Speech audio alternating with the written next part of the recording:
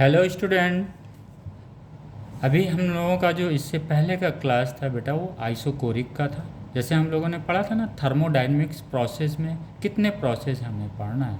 तो एक तो हम लोगों ने आइसोकोरिक ख़त्म कर दिया है। आज दूसरा हम लोग आइसोबारिक की तरफ जा रहे हैं। ये दूसरा हम लोगों को जो पढ़ना है बेटा आइसोबारिक प्रोसेस। बस एक चीज़ क्लियर है, ये प्रोसेस है क्या बेटा? ये थर्मोडायनेमिक्स प्रोसेस है जिसे हम लोग पढ़ रहे हैं। थर्मोडायनेमिक्स में क्या था बेटा? फर्स्ट लॉ ऑफ थर्मोडायनेमिक्स क्या कह रहा था? हीट सप्लाई जो होती है किसी भी सिस्टम को, वो दो फॉर्म में यूज़ होती है। एक तो चेंज इन इंटरनल एनर्जी में होती है और दूसरा वर्क डन में होता है। हम लोग क्या पढ़े थे बेटा? Work done. गैस के द्वारा गैस वेसल्स के वॉल पे जो प्रेशर क्रिएट होता है वो तो प्रेशर हो गया, ये फोर्स देता है, फोर्स की वजह से क्या होता है? डिस्प्लेसमेंट होता है वॉल्यूम का। एक हम लोगों ने डिस्प्लेसमेंट लिया था। उस वर्क का सेशन आप नेक्स्ट इससे पहले वाले वीडियो में ज़रूर आप वर्क के बारे में देख लीजिएगा, जहाँ से हम लोगों ने ये फाइंड आउट किया था दिस वन V1 और V2। अगर आइसोकोरिक प्रोसेस था बेटा तो चेंज इन वॉल्यूम कितना आ गया था? ज़ीरो आ गया था। तो वर्क डन कितना हो गया था? ज़ीरो हो गया था। आइसोबैरिक प्रोसेस में क्या है बेटा? प्रेशर को कांस्टेंट कर दिया। अब उन्होंने जब प्रेशर को कांस्टेंट किया फिर हमें स्टडी करना है। तो प्रेशर को कांस्टेंट करने का मतलब क्या हुआ? अगर हम ये लेते हैं बेटा ये वॉल्यूम और ये पी है, प्रेशर कांस्टेंट का मतलब क्या हुआ? ये प्रेशर क्या होगा? ये कांस्टेंट। अगर कोई प्रोसेस हम ए से बी में करते हैं, ए टू बी प्रोसेस अगर हो रहा है एट कांस्टेंट प्रेशर्स पे हो रहा है, जहाँ पे उसका V1 जो है वो इनिशियल वॉल्यूम है और दूसरा क्या है? V2 फाइनल वॉल्यूम है। ए टू बी जाने में प्रेशर्स क्या था? कांस्टेंट था। तो ए टू बी जाने में प्रेशर तो कांस्टेंट था, लेकिन क्या हुआ? वर्क तो हुआ, चूंकि वॉल्यूम चेंज, जब वॉल्यूम चेंज होगा तो वर्क होगा ही होगा। तो उस वर्क को हम लोग आइसोबैरिक प्रोसेस में पढ़ते हैं। उसके बाद फिर हम लोग डिटेल्स पढ़ेंगे है बेटा। ये हमने जो पढ़ा है बेटा वी और पी, ये इसको हम लोग इस तरह से भी समझ सकते हैं। मान लीजिए बेटा ये कोई आइसोबैरिक प्रोसेस है, ये यहाँ पे जो है इसका प्रेशर P है, वॉल्यूम V1 है और ये टेम्परेचर T1 है इनिशियली। ओके बेटा, बिना कोई हीट दिए, इसको बाहर से कोई हीट नहीं दिया गया। अब हम बाहर से इसको हीट सप्लाई कर रहे हैं, सपोज बेटा Q हीट दे रहे हैं, एक्सटर्नल सोर्स से इसको Q हीट अगर हम दे रहे हैं तो ये Q हीट करेगा क्या? ये यहाँ पे जाएगा, इस मॉलिक्यूल्स के एवरेज स्पीड को क्या करेगा? इंक्रीज करेगा। तो जब मॉलिक्यूल्स का एवरेज स्पीड इंक्रीज होगा तो मॉलिक्यूल्स का काइनेटिक एनर्जी भी इंक्रीज होगा, और जब मॉलिक्यूल्स का काइनेटिक एनर्जी इंक्रीज करेगा तो क्या होगा? नंबर्स ऑफ कोलिजन्स इंक्रीज करेगा। जब नंबर्स ऑफ कोलिजन्स इंक्रीज करेगा तो क्या होगा बेटा? प्रेशर्स इंक्रीज करेगा। लेकिन ये सज्जन कहते हैं भैया मुझे आप डिस्टर्ब मत करो। तो ये मॉलिक्यूल्स के पास जब ताकत आ गया तो ये कह रहा नहीं भैया आप जो है आप फैल हो। ये कह रहे नहीं मैं नहीं चेंज करूँगा, मैं मुझे सोने दो, मैं इस समय बिल्कुल मूड में नहीं उठने का। ये बोलते हैं भैया मत उठो, तुम आपकी पीछे मकान है, इसको हम कवर कर ले रहे हैं, आप आराम से सो, कोई दिक्कत नहीं। वो बोले भैया जहाँ जाना हो जाओ, मुझे मत डिस्टर्ब करो। तो ये क्या हुआ? वो इधर बढ़ गया, गैस मॉलिक्यूल्स क्या हुआ? इधर चला गया। लेकिन जब गैस मॉलिक्यूल्स गया तो इसने ख्याल रखा कि इनको कोई डिस्टर्बेंस ना हो, इस प्रेशर P को कोई डिस्टर्बेंस ना हो। ठीक है, इन्होंने डिस्टर्ब भी नहीं किया, इनको मेंटेन रखा। लेकिन जब उस स्टेज पे आया तो इसका वॉल्यूम कितना हो गया बेटा? V2 हो गया और टेम्परेचर सम T2 हो गया। ये V1 से V2 पे गया है। यही इसका ग्राफ का मतलब होता है, जो यहाँ पे हम प्रोसेस कर रहे हैं कंटेनर्स में रख के, वही उसका मतलब होता। अब आइए बेटा उसमें चेंज इन टेम्परेचर कितना हुआ? चेंज इन टेम्परेचर D2 हुआ बेटा। कितना हुआ? T2 माइनस T1 हुआ इस प्रोसेस में, बिल्कुल नज़र आ रहा है। चेंज इन वॉल्यूम कितना हुआ इस प्रोसेस में बेटा? V2 माइनस V1 हुआ। ये दोनों तो हम लोगों को समझ में आ रहा है। ओके बेटा, आइए अब इस पे हम निकालते हैं। अगर हम इस पे जाते हैं तो क्या हो जाएगा बेटा? P कांस्टेंट है तो P इंटीग्रेशन से बाहर आ जाएगा, इधर ये हो जाएगा dV हो जाएगा, ये हो गया V1, ये हो गया V2। dV का इंटीग्रेशन क्या आएगा बेटा? V आएगा। तो ये कितना हो गया? P V2 minus V1। ये क्या हुआ बेटा? वर्क हो गया। W equal to P into D V. यही हमारे फर्स्ट ईयर इंटर में बस उतनी ही काफ़ी होता है। लेकिन जो बच्चे कंपटीशंस की तैयारी कर रहे हैं बेटा, स्पेशली नीट की जो बच्चे तैयारी कर रहे हैं या जेई की तैयारी कर रहे हैं, यहाँ से ख़त्म नहीं होता है, यहाँ से ये चीज़ बिगिन होती है। आइसोबैरिक या आइसोकोरिक किसी भी प्रोसेस में जो आपका ये फार्मूला आपका दिया हुआ कॉन्सेप्ट, यहाँ से आपकी बिगिनिंग होती है। इसको एक्सटेंशंस करना, हम लोगों को अपने नॉलेज को स्ट्रेच करना, और कोशिश किया जाता है जो टॉपिक हम उठाएं उसी से जितने भी को रिलेटेड चीज़ हों वहीं पे हम लोग कर लें। तो आज हम लोग इसको थोड़ा सा और डिटेल से इसको बढ़ाया जाए बेटा, क्योंकि फिनिश हमारा ऑब्जेक्ट चैप्टर्स को या सिलेबस को ख़त्म करना नहीं, हमारा मात्र और मात्र एक ही ऑब्जेक्ट है, जो थ्योरी आप पढ़े हैं या जो बुक्स में आप पढ़ेंगे आगे, उसमें जो है उससे आगे हम कहाँ जा सकते हैं, जहाँ से हम कॉम्पिटिटिव एग्ज़ाम को कम्पीट कर सकें। कम्पीट तभी करेंगे जब हमको लिंक करने की कैपेसिटी हमारे पास रहेगी। चलिए हम लोग अपनी कैपेसिटी को बढ़ाते हैं। तो ये बेटा क्या हुआ, W प्रेशर वैल्यू, ओके। अगर हम और इसको टेम्परेचर के फॉर्म में लिखना चाहें बेटा, तो ये क्या हो गया, dV। अगर हम लिखेंगे बेटा प्रेशर के फॉर्म में तो क्या हो जाएगा, वो लिखिए इधर, dV कितना है बेटा, V2 माइनस V1। अगर हम P1, P कांस्टेंट है बेटा, तो P कितना हो गया, PV1। मान लीजिए सपोज नंबर्स ऑफ मोल्स क्या है, n है, ये हमेशा n ही रहेंगे, चाहे एक्सपांड कर रहा है चाहे वो कंप्रेस कर रहा है, n ही रहेगा। इस पे टेम्परेचर कितना है बेटा, RT1 है। दूसरा क्या है, P है, V2 है, इस पे टेम्परेचर कितना है बेटा, nRT2 है। यही है V2 माइनस V1 अगर हम लोग कर लें तो बेटा कितना हो जाएगा, ये nR, P बाहर आ गया, ये क्या बचा बेटा, T2 माइनस T1, ओके। अब ये V2 माइनस V1 क्या है बेटा, dV है। अगर हम इसको वर्क में उठा के यहाँ पे रख दें बेटा, तो क्या हो जाएगा, W इक्वल टू क्या हो जाएगा, ये P से P कट जाएगा, ये P से P कट गया, तो बचा क्या बेटा, nR, R क्या है, यूनिवर्सल गैस कांस्टेंट है, T2 माइनस T1। ये इसी को हम लोग लिख सकते हैं nR dt। क्लियर हो गया। यानी अगर हम एडियोबेटिक प्रोसेस में है, किसी कारण से उसने वॉल्यूम की वैल्यू नहीं दिया, जो वॉल्यूम इंक्रीज किया उसकी वैल्यू नहीं दिया, लेकिन टेम्परेचर दिया, तो अब तो आप सोचेंगे कि यार वॉल्यूम तो है नहीं, मैं कैसे इस क्वेश्चन को लगाऊं, टेम्परेचर दिया हुआ तो आप इससे लगा लेंगे, nR dt से लगा लेंगे। क्लियर हो गया बेटा।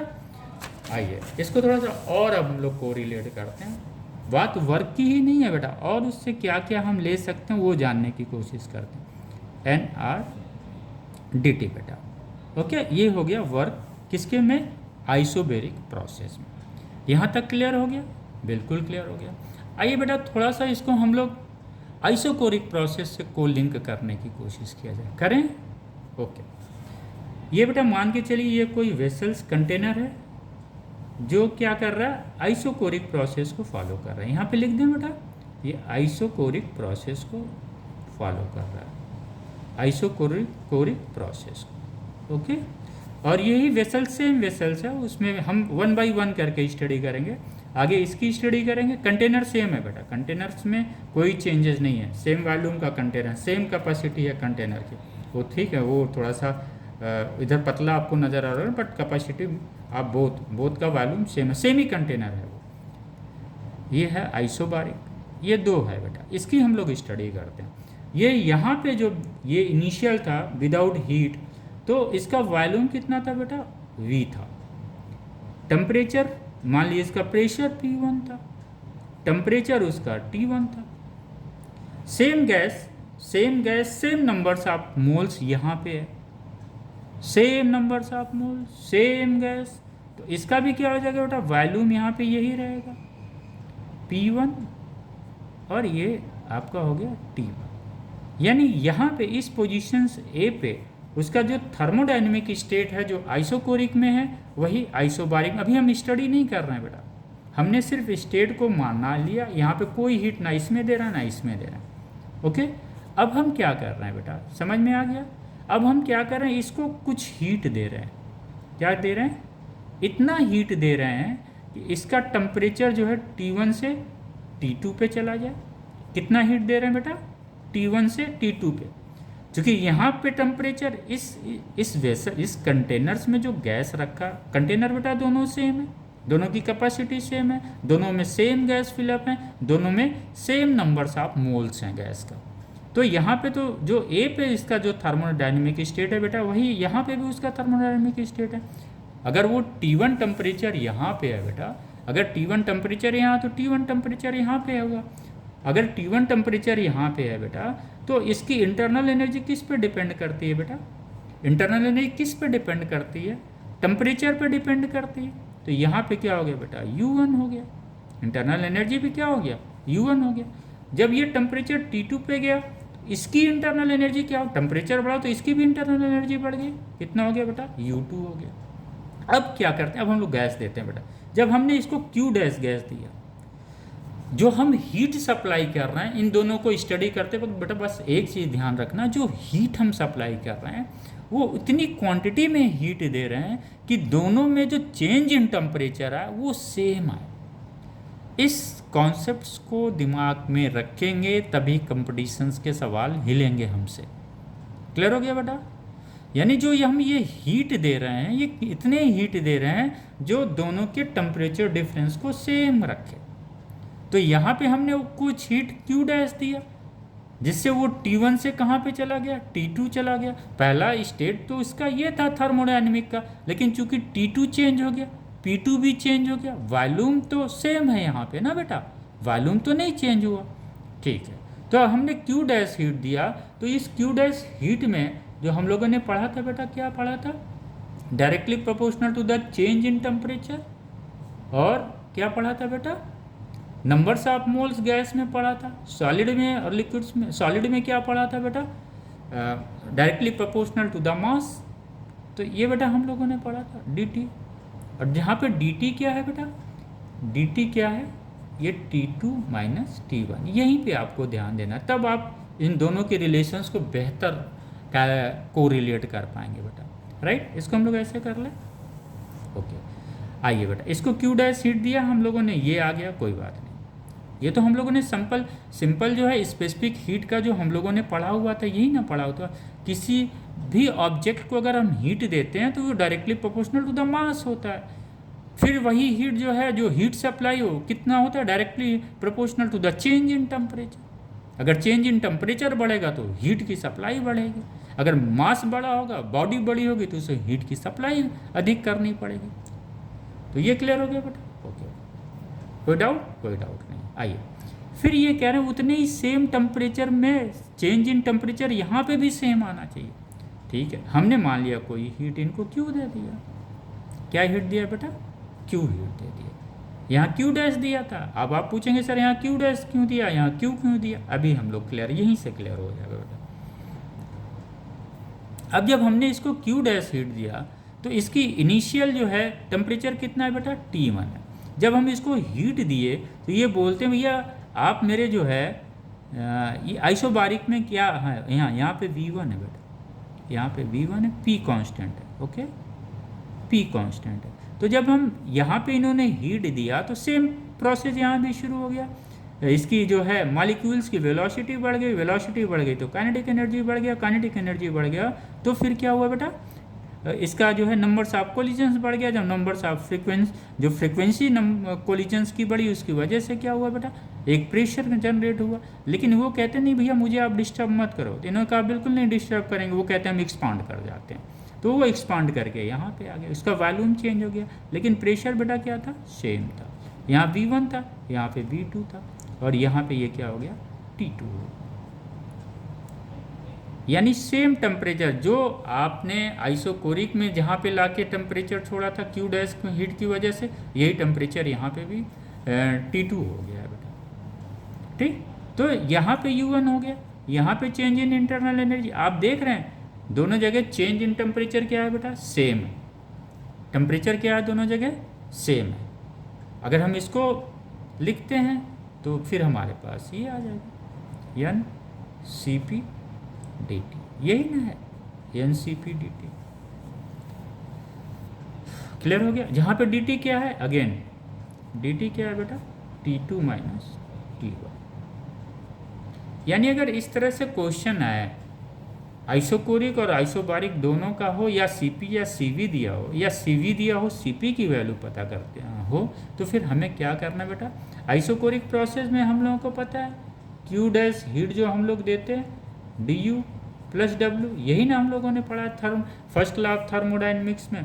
तो क्यू डैश बेटा कितना हो गया, N C V D T, ये कितना हुआ बेटा, चेंज इन इंटरनल एनर्जी हुआ, कितना हुआ, चेंज इन इंटरनल एनर्जी हुआ। और चूंकि यहाँ पे भी चेंज इन इंटरनल एनर्जी दोनों की क्या है, सेम हो गई, यानी आइसोबेरिक प्रोसेस में जो इंटरनल एनर्जी है बेटा, ये डी यू ये भी क्या हो जाएगा, N C V D T. क्यों, चूंकि दोनों का जो टेम्परेचर चेंज डिफरेंस है वो क्या है, सेम है। अगर सेम है तो इसका क्या होगा, चेंज इन इंटरनल एनर्जी भी सेम होगी, बिल्कुल सर सेम होगी। तो यहाँ के लिए ये जो डी यू है ये यहाँ पे भी अप्लीकेबल हो जाएगा। क्लियर हो गया बेटा, यहाँ का वर्क हम लोगों ने निकाल लिया है। यहाँ का वर्क हम लोगों ने क्या निकाला था बेटा, W equal to N R D T, रख दिया जाए इसको हम लोगों ने हीट आइसोबेरिक प्रोसेस में क्या दिया था बेटा, Q दिया था, डी यू प्लस वर्क हम लोगों ने पढ़ा था। अब ये Q बेटा क्या हो जाएगा, डी यू कितना है, N C V D T, यही हुआ। वर्क हम लोगों ने बेटा निकाला हुआ था टेम्परेचर के फॉर्म में, ये क्या है बेटा, N R D T. Clear हुआ। अब ये Q हीट सप्लाई क्या हो जाएगा बेटा, आइए हम लोग देखते हैं क्या ये Q सप्लाई इसके बराबर आ रहा है, देख लिया जाए, कर लिया जाए बेटा। अब हम क्या करते हैं, यहाँ से एन डी टी बाहर ले लें बेटा, क्या किया गया, एन डी टी हम लोग बाहर ले लें, बिल्कुल बाहर ले लीजिए। तो जब हम लोगों ने एन डी टी बाहर लिया तो अंदर क्या बचा बेटा, सी वी प्लस आर, यही ना बचा। अब मेयर्स फार्मूला में हम लोगों ने क्या पढ़ा था बेटा, C P minus C V equal to R, then क्या हो जाएगा बेटा, C V C P equal to क्या हो जाएगा बेटा, सी वी प्लस आर। तो हम यहाँ सी पी प्लस आर को यहाँ पे लिख सकते हैं बेटा, बिल्कुल लिख सकते हैं। तो ये क्या हो जाएगा, N C P D T. Clear हो गया बेटा। ऐसे ही कंपटीशन में सवाल आते हैं अगर हम लोग सोचें छोटे सवाल से आएंगे तो नहीं बेटा, ऐसे ही को लिंक किया जाता है। अगर हम इसको को लिंक करते हैं तो आपको ये कितने सारे कॉन्सेप्ट्स क्लियर हो गए बेटा। यहाँ पे मेयर्स फार्मूला भी यूज हो गया, हमको पता चल गया। यानी जब आपको इस तरह से सवाल सीपी और सीवी का निकालना हो तो बेटा पहले सीपी मत कैलकुलेट करिएगा, आपका भी आपका फोकस जाएगा कहाँ पे, कांस्टेंट वॉल्यूम पे। क्या हमारा सीवी की वैल्यू पहले निकाला करिए। बड़े अच्छे अच्छे जेई में भी सवाल आए हुए हैं, नीट में भी सवाल क्वेश्चंस आते हैं उसमें से। तो हम क्या करते हैं, हम सीपी की तरफ चले जाते हैं, सीपी नहीं, आगे सीवी आप कैलकुलेट कर लीजिए। जब आप सीवी कैलकुलेट कर लेंगे, क्योंकि सीवी कैलकुलेट करना आसान इसलिए बेटा कि चूँकि यहाँ पे वर्क डन कितना हो जाता है, 0 हो जाता है। तो सीवी की वैल्यू, अच्छे अगर हम आइसोबेरिक लेते हैं तो बेटा यहाँ पे वर्क डन से हमें शुरुआत करनी पड़ेगी, internal energy plus work done से। इसलिए जब इस तरह के क्वेश्चन आए जहाँ पे एक बार आपका वॉल्यूम कांस्टेंट दिया हो, दूसरे उसी क्वेश्चन के पार्ट में अगर प्रेशर कांस्टेंट दिया हो, तो आप सीवी कहाँ का निकालेंगे, सबसे पहले सीपी की बजाय आप क्या निकालेंगे, सीवी निकालेंगे। क्योंकि सीवी में हमारा प्रोसेस स्टेप्स कम है, हमें वर्क की तरफ नहीं जाना है, हम सीधे सीवी की वैल्यू निकालेंगे। Mayer's formula CP minus CV equal to R, यहाँ पे सीवी की वैल्यू रख देंगे तो हम लोगों को क्या मिल जाएगा बेटा, सीपी मिल जाएगा। ये क्वेश्चंस को अटेम्प्ट करने का यही तरीका होता है। तो आई होप बेटा बहुत सारी चीज़ें हमने क्लियर कर, हम देखो बेटा क्या हम ये चाहते हैं ना, ठीक है, थ्योरी जो आप लोग को लिख रहे हैं या नोटबुक आप बनाएंगे उसमें बहुत सारी चीज़ें आप लिखते हैं और लिखना भी चाहिए। हमारा मोटो है बेटा जो आपने पढ़ा हुआ ना इसको कितना सिंपल तरीके से नरेट कर सकें। अब आपको जब ये सवाल मिलता है तो आपको कॉन्सेप्ट कहाँ पे आना चाहिए, आपको टेम्परेचर पे आना चाहिए कि चेंज इन टेम्परेचर सेम होना चाहिए। अगर चेंज इन टेम्परेचर सेम है तब हम सीपी और सीवी की वैल्यू हम कैलकुलेट करते हैं। ओके बेटा, पहली चीज़। दूसरा, अगर टेम्परेचर डिफरेंस दोनों का सेम है तो क्या होगा, इसकी internal change in internal energy भी क्या होगी, सेम होगी। तभी तो हमने बेटा Q equal to D U plus W पे लगाया हुआ।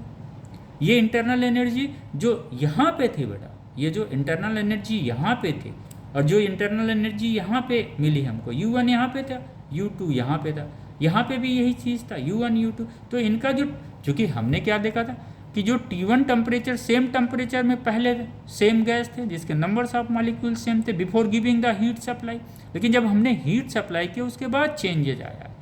पहले में क्या चेंजेज आया, उसका वॉल्यूम कांस्टेंट था लेकिन टेम्परेचर T1 से T2 चला गया। ये कहते नहीं सेम टेम्परेचर आप यहाँ पे भी बढ़ाइए, उसके बाद कैलकुलेट करिए हमने क्यों हीट दिया वहाँ पे टेम्परेचर, जब तक हीट दिया जब तक कि टेम्परेचर उसका T2 ना हो। तो दोनों का टेम्परेचर डिफरेंस बेटा क्या हो गया, सेम हो गया। और जब टेम्परेचर डिफरेंस दोनों का सेम है तो दोनों की जो चेंज इन इंटरनल एनर्जी होगी दोनों प्रोसेस में क्या होगी, वो सेम होगी। कैसे, आइए हमने क्या बोला बेटा, जो change in internal energy isochoric process में होगा, सेम चीज़ यहाँ पे हम लोग कॉन्सेप्ट लेते हुए इसके थर्मोडायनेमिक स्टेट को सेम स्टेट में रखते हुए, पहला वाला जो स्टेट था रखते हुए, और जो दूसरा स्टेट था उसमें सिर्फ चेंजेस किया गया हम लोगों ने टेम्परेचर और वॉल्यूम में। अब जब ये रखा गया तो ये बोलते हैं सेकेंड प्रोसेस में जो चेंज इन इंटरनल एनर्जी आई है, क्यों बेटा, क्यों हमने रखा, अगर हम दोनों का टेम्परेचर डिफरेंस नहीं सेम रखते तो ये डी फिर कहाँ से हम लाते, जो हम लोगों ने फर्स्ट लॉ ऑफ थर्मोडायनेमिक्स पढ़ा है वो डी फिर हम लोग कहाँ से लाते बेटा, कहाँ से आता, क्लियर हुआ। इसलिए टेम्परेचर डिफरेंस दोनों प्रोसेस के सेम हो, यही बेटा की पॉइंट है।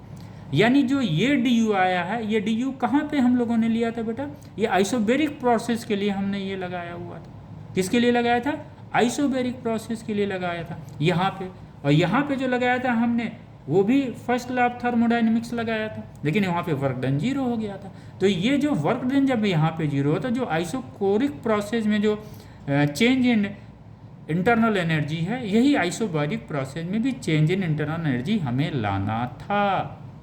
क्लियर हो गया, क्यों ये डी की जगह हमने ये वैल्यू रखा है, जबकि सर ये तो आइसोबेरिक प्रोसेस है, आइसोकोरिक का आपने क्यों यहाँ पे उठा के रख दिया। बिल्कुल बात आप सही कह रहे हैं, हमने क्यों उठा के रख दिया, इसलिए उठा के रख दिया कि जब ये प्रोसेस हम कर रहे थे तो उस प्रोसेस के तहत मेरे दिमाग में एक चीज़ था कि दोनों के टेम्परेचर डिफरेंस सेम होने चाहिए।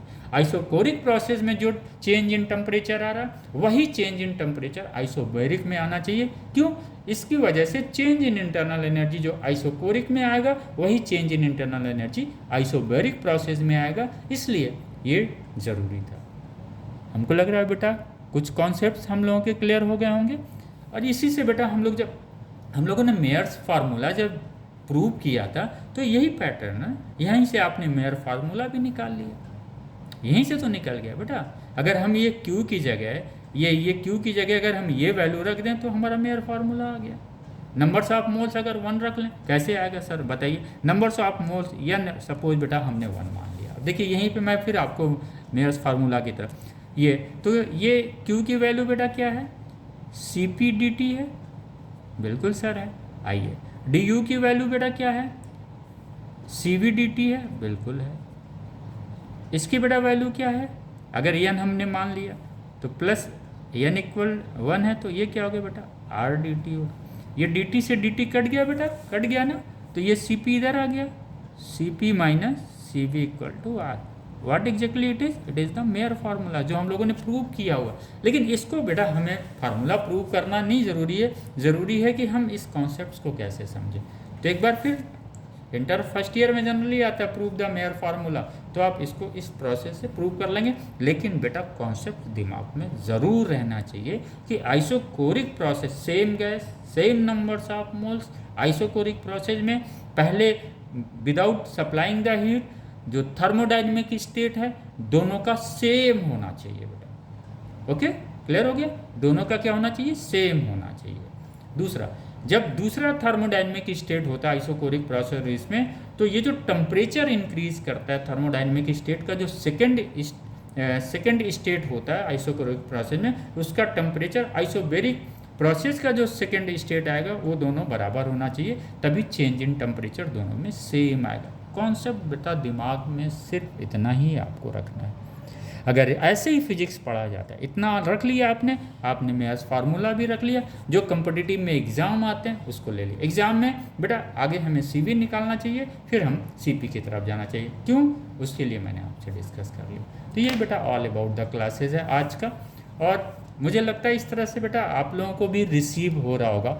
रिसीव कराने के पीछे ऑब्जेक्ट यही है कि नहीं, चीज़ें अगर हम पढ़ा रहे हैं तो बेटा कम से कम आप अपने आप को कम्पिटिटिव माइंडसेट से तैयारी कर सकें। ओके बेटा, अब मैंने बना दिया इसको, आप लोग चाहें तो नोट कर सकते हैं। उसमें कोई विशेष नोट करने वाली चीज़ नहीं है बेटा, कॉन्सेप्चुअल है, लेकिन आप लोगों के लिए हमने कर दिया एज इट इज़। जैसे पहले पढ़ाते थे इसी तरह से बेटा पढ़ाते। मेरा कोशिश रहता मैं आपको फ्रेश जो है पढ़ाता चला जाऊँ, ताकि इससे आपको कौन सा लिखा तो हर जगह आपको ये चीज़ तो आपको बुक्स में मिल जाएगी, ये चीज़ तो आपको नोट्स बुक में मिल जाएगी, कोचिंग्स के बहुत सारे नोट्स में मिल जाएंगे आपको। एक तो आज की डेट में इतने सारे बुक्स आ गए हैं बेटा, लेकिन आप बुक्स की तरफ मत जाइए। You prepared your own notebook, आप अपनी तरीके से अपना नोटबुक बनाइए। इसको बेटा हम बस एक बार ऐसे ही पढ़ दें, बिल्कुल पढ़ दीजिए।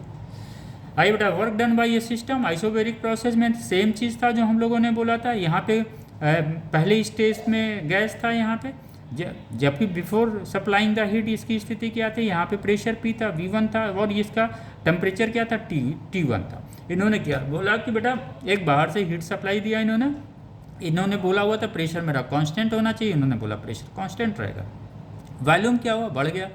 टेम्परेचर ये बेटा T1 से कहाँ चला गया, T2 पे चला गया। यही जो अभी हम लोग पढ़ रहे। ओके बेटा, ये वॉल्यूम कहाँ चला गया, V1 से V2 चला गया। क्लियर? अगर हमने Q सप्लाई बाहर से किया हुआ है तो फिर क्या होगा, first law of thermodynamics, Q equal to du plus W हो गया। एज वी नो, जैसा भी हम लोगों ने कल क्लास में पढ़ा था, वर्क क्या होता है, pressure into change in volume. बहुत छोटे छोटे स्टेप्स में लिया गया, अभी मैं फिर क्लियर कर देता हूँ। आगे इसको हम लोग समरी जो किए हैं इसको नोट कर लें। यहाँ बेटा dV हो गया, dV V2 माइनस V1। इससे हम लोगों ने PV इक्वल टू NRT से हमको पता है बेटा यहाँ पे N इक्वल टू यहाँ पे हम क्या लिख सकते हैं, V इक्वल टू क्या लिख देंगे बेटा, NRT अपन P। यही हमने उठा के वहाँ पे रख दिया, V equal to NRT upon P। तो यहाँ V2 माइनस V1 की जगह हमने रख दिया, तो हम लोगों को क्या मिल गया, T2 माइनस T1 मिल गया। वर्क का एक तो P इंटू dV हो गया, दूसरा क्या हो गया, NR इंटू DT। इससे हमने कोशिश किया कि हम लोग हर चीज़ को अगर प्रेशर में दिया तब पर भी कम, वॉल्यूम चेंज इन वॉल्यूम दिया तब पर भी कैलकुलेट कर लेंगे आइसोबैरिक प्रोसेस का वर्क। अगर चेंज इन टेम्परेचर दिया है तब पर भी हम लोग। ओके बेटा, आइए दूसरा, आइए at constant volume W equal to 0 बिल्कुल होगा भाई। हीट सप्लाई Q डैश है तो Q डैश कितना हो जाएगा, इसके इंटरनल एनर्जी के बराबर हो जाएगा, जो अभी हम लोगों ने देखा हुआ है। तो ये NCV dt हो जाएगा एट कांस्टेंट प्रेशर, बिल्कुल भाई हो गया। एट कांस्टेंट प्रेशर अगर हम हीट सप्लाई करते हैं तो इसकी फिर ये हो जाएगा बेटा, क्लियर। अरे du की जगह NCV dt की जगह हमने du रख दिया है। आइए इसको आते हैं, यहाँ से शुरू करते हैं बेटा, तब क्लियर होगा। आइए सेम चीज़ जो अभी हम लोगों ने डिस्कस किया था सेम लिखा गया। 2 वेसल्स है, ये इसका जो थर्मोडाइनमिक स्टेट फर्स्ट है और इसका जो थर्मोडाइनमिक स्टेट फर्स्ट है, ये दोनों क्या है बेटा, सेम है। Same pressure, same volume, same temperature. अगर तीनों सेम है तो क्या बोलते हैं, थर्मोडाइनमिक। ये दोनों क्या है, थर्मोडाइनमिक्स इक्विलिब्रियम में हैं, क्लियर। यानी ये जो पहला स्टेज था before giving the heat, before supplying the heat from the external source, both are in thermal equilibrium. Why? Since the pressure, volume and temperature of this and pressure, volume and temperature of this both are same, henceforth both are in thermal equilibrium. Initially क्या है बेटा, ये container same है, volume same है, सब कुछ same है, numbers of moles भी सेम है, गैस भी सेम है, दोनों में भरा हुआ। अब इनमें क्या हुआ बेटा, हम लोगों ने सपोज ये आइसोकोरिक प्रोसेस में के तहत हमें करना एक्सपांड, इसको आइसोबैरिक प्रोसेस के तहत करना। तो चलो भैया हमने इसको Q डैश हीट बाहर से दे दिया। जब Q डैश हीट दिया तो वॉल्यूम क्या था बेटा, कांस्टेंट था, तो टेम्परेचर T1 से T2 हो गया। और जब टेम्परेचर बढ़ेगा तो इंटरनल एनर्जी भी बढ़ेगा, U1 से U2 हो गया। ओके बेटा, आइए यहाँ पे क्या आइसोबैरिक में क्या था बेटा, कांस्टेंट प्रेशर पे हमें सब कुछ करना था, तो प्रेशर हमने कांस्टेंट रख रहा। इसकी पहली स्टेट क्लियर हो गई। जब इसका प्रेशर कांस्टेंट रख के हमने हीट दिया तो क्या करेगा, ये हीट क्या करेगा, वॉल्यूम को इंक्रीज कर देगा बेटा, बिल्कुल वॉल्यूम बढ़ा दिया उसने। टेम्परेचर T1 को कहाँ पे ले जाएगा, इसको इतनी हीट देनी है कि बेटा वो उसका जो सेकेंड स्टेट हो थर्मोडाइनमिक का वो T2 पे ही आके रुके। यही तो मेन है बेटा, यहीं पे तो दिमाग लगाना। क्यों सर इसको T2 पे रोक रहे हैं? क्योंकि इसकी इंटरनल एनर्जी, दोनों की change in internal energy same होनी है, रखनी है हमें। क्लियर हो गया? तो ये T1 से कहाँ चला गया बेटा? T2 चला गया। ये U1 है, ये U2 हो गया। क्लियर हो गया? तो हम लोगों ने T1 से T2 पे कर दिया, बड़े स्पष्ट लिखा गया, heat supply to increase temperature from T1 to T2। यहाँ पे भी आइसोकोरिक में भी सेम चीज़ लिखा गया, heat supply to increase temperature from T1 to T2। dt इतना हो गया। इसको हम लोगों ने कैलकुलेट किया, वही जो अभी हम लोगों ने बात किया था बेटा। इसको आप चाहें कहीं नोट कर लें। चेंज इन टेम्परेचर हम लोगों का T2 माइनस 1 T1 था, du U2 माइनस U1। यह नंबर्स ऑफ मोल्स है, गैस सेम है। तो ये बेटा क्लियर हो गया, Q equal to du plus W। यहाँ पे हम लोगों ने रख देंगे, वैल्यू हमारा आ जाएगा वो। क्लियर? आइए सेम चीज़ बेटा जहाँ पे हम लोगों ने प्रूव किया था, ये दिस वन, ये बेटा। ओके, अब ये समरी वाला पेज है आपका जो हम लोगों ने डिस्कस किया था। इसको हम लोग CV प्लस आ रहे, तो बेटा इसको क्या लिख सकते हैं? NCP dt। ओके, तो एट कांस्टेंट वॉल्यूम यही सेम है बेटा, जो Q डैश यहाँ पे आया था, यहाँ पे हमने इंटरनल एनर्जी की वैल्यू रख दिया था। आइसोकोरिक प्रोसेस जो उससे जो आया था, क्योंकि आइसोबैरिक प्रोसेस में जो चेंज इन इंटरनल एनर्जी हो रहा है, वही आइसोकोरिक प्रोसेस का भी चेंज इन इंटरनल एनर्जी, ये हमने डाल दिया। इससे हमको बेटा NCP dt मिल गया। इसी से हम लोग मेयर फार्मूला भी बेटा यहीं से प्रूव कर लेंगे। मेयर फार्मूला के लिए कोई अलग से स्टेप नहीं जाना है। इसका मतलब मुझे बेटा यहाँ पे थ्री थिंग्स मिला हुआ है। एक तो Q मिला हुआ है, heat supply is directly proportional to the temperature, is directly proportional to the numbers of moles of the gas या numbers of molecules of the gas. यहाँ पे मोल की बात आती है, चूँकि ये मोलर स्पेसिफिक हीट कैपेसिटी है, तो Q इक्वल टू क्या हो जाएगा? NCP dt। ये हम लोगों ने यहाँ से निकाल लिया बेटा। du क्या था? NCV dt। ये चेंज इन इंटरनल एनर्जी क्या था? जितनी हीट सप्लाई की गई थी वो सिर्फ इंटरनल एनर्जी को चेंज करने में लग गया। ये वर्क कितना हो गया बेटा? NR dt 1 2 3। यही न्यूमेरिकल्स के 3 यहाँ पे ऑब्जेक्ट हैं इस प्रोसेस के तहत। तो ये बेटा हम लोगों ने आज के डेट में आइसोकोरिक और आइसोबैरिक को समझा है। Okay, very good. आप चाहें तो इसको नोट कर सकते हैं बेटा। यहाँ पे भी हमने क्या, बस एक ही चीज़ नरेट किया, keep change in temperature remain same in isobaric and isochoric. ये चेंज इन टेम्परेचर सेम होना चाहिए बेटा। ओके, आइए एक ग्राफ हम लोग दिखाते हैं, इसको भी आप देखिए। क्योंकि शॉर्ट वीडियो में बेटा ग्राफ तो डालता हूँ मैं, लेकिन वो क्लियर नहीं हो पाता आप लोगों को। क्योंकि शॉर्ट वीडियो क्या होता है बेटा ना, 5-15 सेकेंड में कितना कोई बोलेगा। आइसोकोरिक प्रोसेस का ग्राफ बेटा तो हमने आपको दिखा दिया था कल। आइसोकोरिक प्रोसेस का ग्राफ फिर से हम लोग देख लेते हैं बेटा। ये शॉर्ट वाले वीडियो में मिलेंगे। शॉर्ट वीडियो नंबर 22 है, यहाँ पे हमने डाल रखा हुआ है, वीडियो डाल रखा है। लेकिन इसको आप समझ लीजिए। आइसोकोरिक में क्या होता है बेटा? वॉल्यूम कांस्टेंट होता है। कभी कभी आप कंफ्यूज कहाँ हो जाते हैं कि प्रेशर वॉल्यूम का तो ग्राफ हम लोग एज यूजुअल यूज टू हैं, तो इसमें हमें कोई दिक्कत नहीं होती। लेकिन जब यहाँ पे वॉल्यूम की जगह टेम्परेचर रख जाएगा तो हमारी घबराहट बढ़ जाती है। घबराहट नहीं बढ़ानी है बेटा। ये टेम्परेचर और प्रेशर के बीच का दिया हो। अब आपसे पूछ रहा वॉल्यूम कहाँ चला गया, और जबकि क्या कह रहा, वॉल्यूम कांस्टेंट है। तो अगर वॉल्यूम कांस्टेंट है तो बेटा क्या होगा? Pressure is directly proportional to the temperature हो जाएगा फॉर द सेम गैस। बिल्कुल हो जाएगा सर। तो आप यहाँ पे देखो बेटा, जिस रेशियो से प्रेशर जा रहा है, जिस रेशियो से प्रेशर जा रहा है, उसी रेशियो से तो ये जा रहा है। या फिर हम, क्लियर हुआ बेटा? प्रेशर बढ़ रहा है तो टेम्परेचर सेम रेशियो से बढ़ रहा है। तो जब सेम रेशियो से बढ़ रहा है तो इसका वॉल्यूम क्या होगा? यहाँ पे भी वॉल्यूम V होगा बेटा, यहाँ पे भी वॉल्यूम इसका V होगा। यानी क्या होगा? वॉल्यूम सेम होगा हर जगह। क्लियर हो गया? तभी तो हम बेटा बोल रहे हैं ये आइसोकोरिक प्रोसेस है। तो ये ग्राफ कभी कभी आप लोगों को बहुत अधिक कंफ्यूज कर देता है, आपको समझ में नहीं आता मैं क्या करूँ। यहाँ पे तो V हमने पढ़ा था, ये T आ गया, तो यहाँ से क्लियर हो गया बेटा बाई दिस। बिल्कुल। आइए, कभी कभी यहाँ P दे देगा, नीचे V दे देगा, तो आपको सोचना क्या, आपको तो बस V वाले को देखना है। जब आइसोकोरिक पढ़ रहे हैं तो आप V देखिए, नीचे क्या दे रहा है उससे मतलब नहीं। यहाँ पे बेटा क्या हुआ? V और टेम्परेचर दे दिया और वॉल्यूम दे दिया। अब आप कहेंगे सर हमने तो यहाँ पे प्रेशर और वॉल्यूम पढ़ा था, ये टेम्परेचर आ गया, अब मैं क्या करूँ? कुछ नहीं करना है यार, कॉन्सेप्ट क्लियर है तो पेन ऐसे ही चलेगी।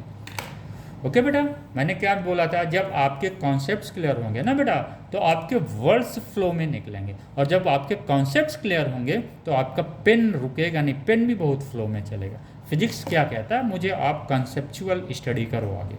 ओके बेटा, आइए आज बेटा ये आइसोबैरिक का जो है शॉर्ट वीडियो 23 नंबर हमने डाला हुआ था, उसमें भी बेटा सेम चीज़ मैंने इसलिए कर दिया चेंज, ताकि आपको ये वॉल्यूम की जगह अगर टेम्परेचर आता है तो ऐसा नहीं कि आप सोचो कि यह कैसे हो जाएगा, सब सेम यही चलेगा। आइसोबैरिक का तो जहाँ भी प्रेशर रहेगा सीधे स्ट्रेट लाइन जाएगा, किसके, एक्स एक्सिस के पैरेलल। ओके, अगर ये यहाँ पे दिया हुआ अगर प्रेशर यहाँ पे दिया हुआ तो ये क्या होगा बेटा, वाई एक्सिस के पैरेलल जाएगा, राइट, इस तरह से लाइन जाएगी। अगर यहाँ पे प्रेशर दिया हो, चूँकि प्रेशर को तो कांस्टेंट रखना है, तो आइसोबैरिक प्रोसेस में ये होता है। बस यहाँ पे थोड़ा सा जब वॉल्यूम और टेम्परेचर देता है तब आप नहीं समझ पाते हैं मैं क्या करूँ, क्योंकि बेटा आपने पढ़ा हुआ ना, जब यहाँ पे प्रेशर कांस्टेंट है तो अगेन फिर वही चीज़ हुआ, volume is directly proportional to the temperature.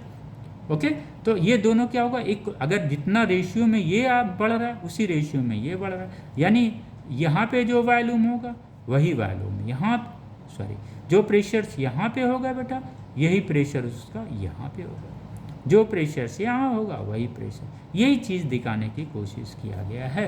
क्योंकि जब प्रेशर कांस्टेंट होगा तो वॉल्यूम किसके प्रोपोर्शन में होगा, डीटी में, यानी जितना वॉल्यूम बढ़ेगा उतना टेम्परेचर बढ़ेगा, जितना वॉल्यूम बढ़ेगा उतनी टेम्परेचर बढ़ेगा, तो क्या होगा, पी कांस्टेंट होगा। पी है क्या, ये दिस वन इज ना, P is directly proportional to T upon V, ये टी और वी का ग्राफ है। हमको लग रहा है बेटा कॉन्सेप्ट हम लोगों के क्लियर हो गए।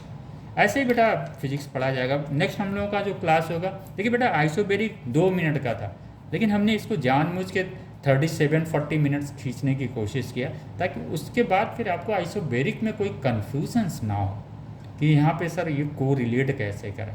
ऑब्जेक्ट पढ़ाने का मात्र ये की है कि आप मेंटली अपने आप को ग्रो करो नीट और जेई के लिए, जो हमारे कम्पिटिटिव एग्जाम है, जो हमारे लिए इम्पोर्टेंट है। अब अगला क्लास बेटा जो हम लोगों का होगा वो, अब 2 तो हम लोगों ने ख़त्म कर दिया बेटा, एक आइसोकोरिक ख़त्म कर दिया और एक आइसोबारिक ख़त्म कर दिया। अब क्या है, वर्क डन और फर्स्ट लॉ ऑफ थर्मोडायनेमिक्स हम लोग फिर स्टडी करेंगे, किसका, एडियाबैटिक प्रोसेस में और आइसोथर्मल प्रोसेस में। इसके क्लास हम लोग बेटा कल करेंगे। Okay, thank you student.